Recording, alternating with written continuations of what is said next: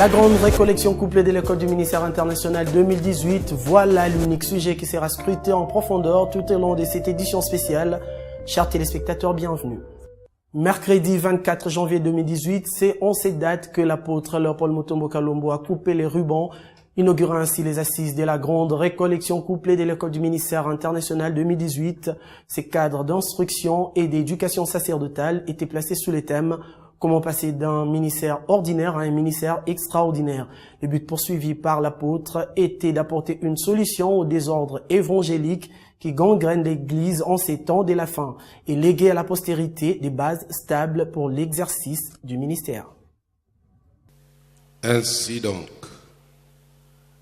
au nom de Jésus-Christ de Nazareth, le maître de la moisson, qui choisit et qui met à part, nous déclarons ouvert les assises de l'école du ministère international.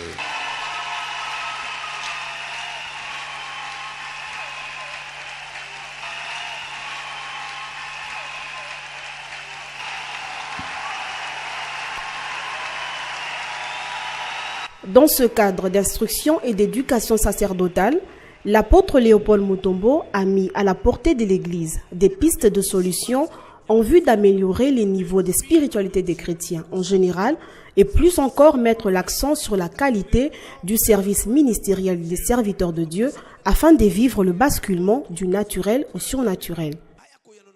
Qu'il est important. De même aussi que nous voulons que les gens nous prêtent oreille quand nous voulons leur parler, nous devons aussi avoir une oreille attentive qui écoute les choses que Dieu a à nous donner pour notre âme d'abord en tant que chrétien, pour notre âme en tant que serviteur ensuite, pour stabiliser à la fois notre vie chrétienne et le travail que Dieu nous donne. Indigné à cause de l'état chaotique de l'Église francophone, en ce jour, par manque d'un toit paternel pour plusieurs serviteurs de Dieu, occasionnant ainsi les désordres évangéliques, l'apôtre Léopold a exhorté ses pairs à rectifier le tir en vue de léguer à la postérité des matériaux de construction durables pour le fondement de l'Église. Quel est ce véritable appelé qui peut rester confortablement chez lui dans son église? Il ne ressent rien dans son cœur. Je douterai de cet appel. Dans l'église, il n'y a qu'un seul tenant du titre. L'homme qui a dit tout pouvoir m'a été donné. Tout pouvoir lui a été donné. Dans les ciels et sur la terre. Amen. Nous ne sommes que des ouvriers inutiles. Et cela doit être clair. Amen. Toute autre ambition, c'est antichrist.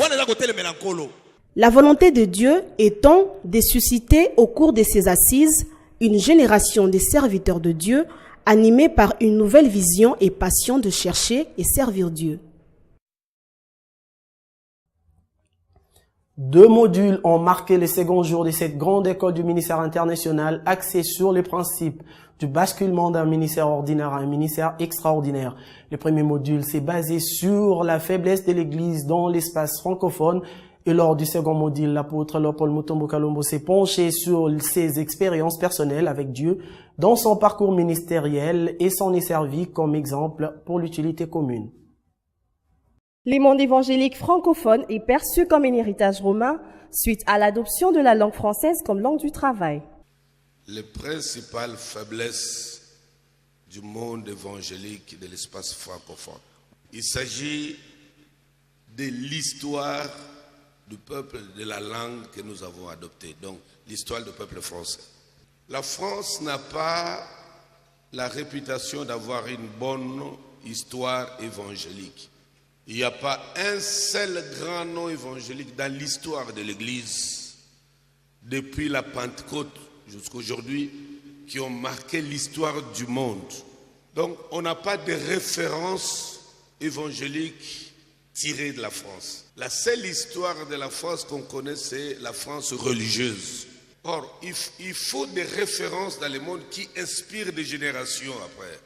Ceci ayant affaibli considérablement l'évangile dans l'espace francophone, l'apôtre Léopold Mutombo, en visionnaire averti, a sonné la trompette d'argent afin de travailler, selon la sphère anglo-saxonne, sur le plan ministériel. Il y a des principes de basculement du naturel au surnaturel. Tout ministre, tout serviteur, servante ne doit pas tomber dans les pièges diaboliques et la satisfaction qui engendre l'orgueil et le relâchement. Parce que l'autosatisfaction engendre l'orgueil, l'estime excessive de soi-même. Tu commences à t'estimer un peu trop et quelque chose peut commencer à te faire croire. Même si tu ne te disciplines pas, Dieu va toujours continuer à travailler avec toi. Ça, c'est un piège diabolique dangereux. La satisfaction nous pousse finalement à devenir comme des gens ordinaires. Parce que nous ne faisons que ce que nous savons faire et ça nous bloque. Alors que derrière notre connaissance, il y a une autre que nous ne connaissons pas. Mais le mur de l'autosatisfaction nous empêche de chercher à découvrir ce qu'il y a derrière notre connaissance.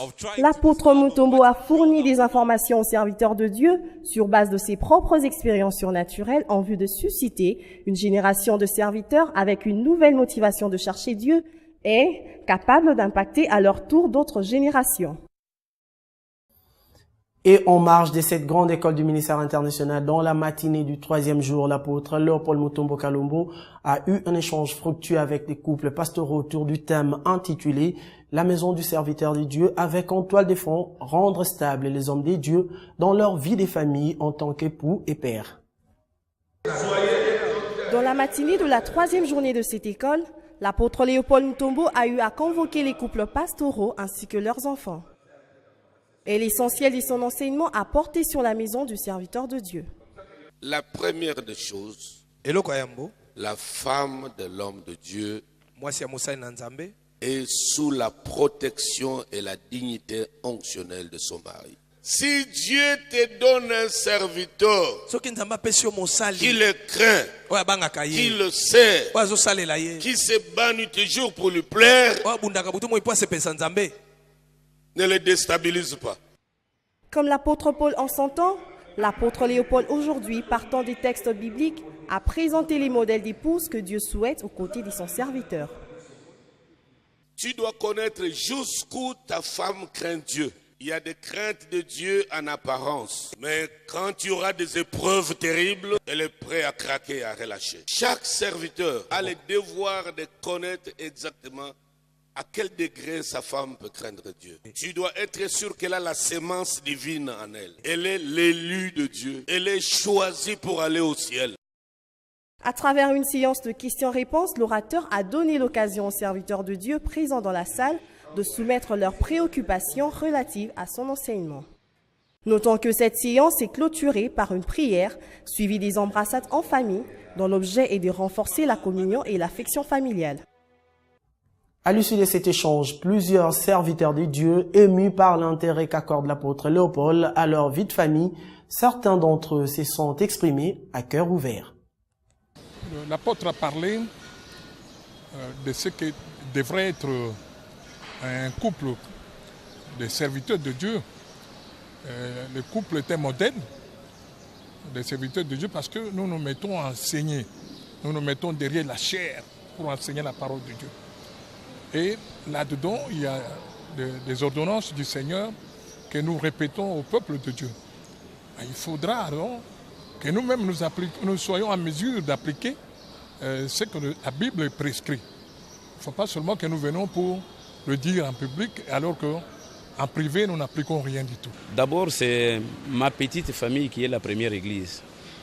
Si je ne sais pas bien diriger ma famille, il serait un peu difficile aussi que je dirige la bergerie que le Seigneur m'a donnée. À cela, je comprends réellement que non, ma femme, mon épouse, a un rôle très important à jouer à mes côtés. Elle ne doit pas se comporter en simple ménageur, mais nous devons faire tout pour que nous puissions investir dans nos enfants afin qu'ils continuent avec l'œuvre de Dieu, comme l'apôtre venait de nous dire que non, Dieu aime la continuité. comme il a été le Dieu d'Abraham, le Dieu d'Isaac et le Dieu de Jacob. Il n'est pas aussi mal que pasteur à sa mort qu'il laisse les bâtons de commandement à son enfant sur les mérites, ce n'est pas aussi mauvais. Et j'ai vite compris que non, je dois m'investir beaucoup plus dans ma famille, travailler avec mon épouse pour qu'elle réponde à toutes les obligations possibles, ministérielles. Et je dois m'impliquer aussi davantage pour que mes enfants soient modèles dans la société. Et je crois que c'est ce que j'ai retenu aujourd'hui. Ce sont les enseignements qui sont tellement très capitaux qu'il faut asseoir l'Église. Le diable, lui, avec la stratégie, il a déjà compris que non, l'Église est composée des familles. Alors le diable attaque les familles. Alors, et surtout les familles des hommes de Dieu que le diable est tenté d'attaquer. S'il n'y a pas de tels enseignements, c'est ainsi que vous verrez seulement que non, l'Église ne peut pas émerger. Toutes les églises ne peuvent pas émerger.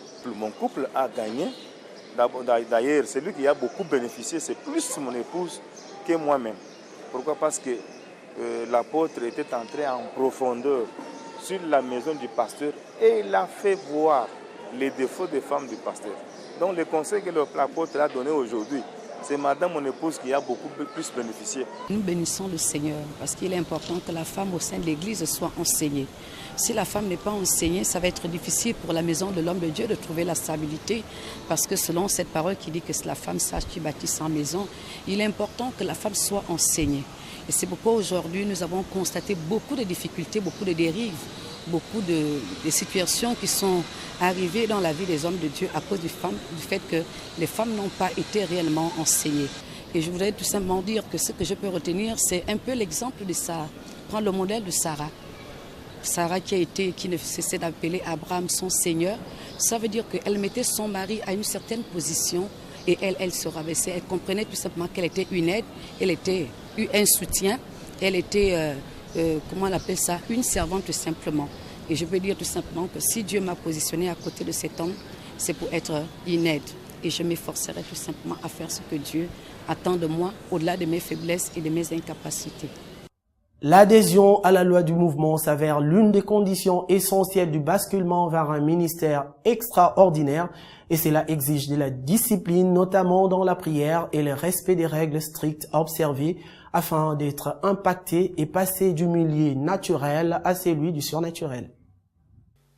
Dieu, God, ne bascule pas des gens indisciplinés dans leur foi. Si tu n'es pas discipliné, ne rêve pas. Dieu travaille avec les gens disciplinés qui se laissent mouler, façonner par lui. Si tu es un serviteur indiscipliné, immoral, tu cours après les femmes, tu ramasses toutes les femmes de l'église et tout ce qui te rencontre dans la rue, tu ne basculeras jamais dans les surnaturels. Tu vas récupérer cette gloire pour ta petite chair. Et tu mourras. Si tu es un prédicateur qui boit, tu n'as pas fait de l'exercice difficile qu'est la prière, ton art, tu ne sauras jamais basculer. Nous avons aujourd'hui une génération de rêveurs, les gens qui rêvent de grands ministères, qui rêvent d'être utilisés puissamment par Dieu. Que fais-tu pour que Dieu t'utilise? Tu crois que Dieu peut utiliser un fainéant? Non. Dieu se sert des hommes et des femmes disciplinés. Dans la pluralité des missions que doit remplir l'église locale, on y trouve la célébration du repas du Seigneur appelé la Sainte Seine, signifiant pour l'église la commémoration de la Pâque chrétienne. Étant une recommandation émanant du Seigneur Jésus-Christ, ce repas du soir partagé ce dimanche 28 janvier 2018 par la communauté Amen était l'un des temps forts de la grande récollection couplée de l'école du ministère international 2018. Tout comme Christ réunissait ses disciples autour du repas, le partage du repas du Seigneur est l'une des saintes habitudes acquises par la communauté Amen au début de chaque année à l'issue de la récollection en vue de consolider la communion fraternelle. Étant une recommandation du Seigneur Jésus-Christ, célébrer la Sainte Seine est l'une des missions que l'Église est appelée à remplir. Qu'est-ce que la Sainte Seine? La Sainte Seine ou repas du Seigneur est un nom donné par l'apôtre Paul en tant qu'apôtre majeur au sacrement commémoratif institué par notre Seigneur. L'Église célèbre le repas du Seigneur. Scène du grec kena, c'est le repas du soir. Allusion au temps, à l'heure où le Seigneur avait célébré ce repas. La Sainte Seine, synonyme de la Pâque pour le chrétien, rappelle le passage du temps de la loi à celui de la grâce. Les jours du repas, c'était remise et reprise. La loi arrive, serre la main à la grâce et dit merci. Puisque tu es là, il faut que moi je diminue. Et toi tu croisses. À chacun son temps, à chacun son tour. Maintenant c'est toi la grâce. C'est pourquoi Christ n'a pas présenté l'agneau pascal. Mais il a dit ceci est mon corps. Ici est dénoté par ailleurs que pour le chrétien, la Sainte Seine est une manière de prendre conscience de l'enlèvement de l'Église. Et restons toujours dans l'esprit de cette journée des clôtures pour évoquer un autre moment très particulier qui a marqué les esprits. Il s'agit de la consécration des pasteurs par l'apôtre Léopold Mutombo Kalumbo. Ils étaient 19 pasteurs au total à être consacrés par l'apôtre Léopold Mutombo Kalumbo.